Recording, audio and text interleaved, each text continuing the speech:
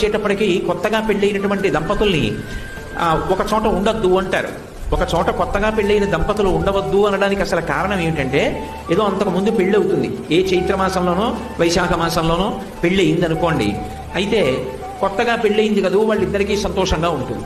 యువతల శ్రావణ మాసం వచ్చేటప్పటికి వాన పడుతుంది. ఈ వాన పడేటప్పటికి విత్తనాలు చల్లాలి, లేకపోతే పంట రాదు.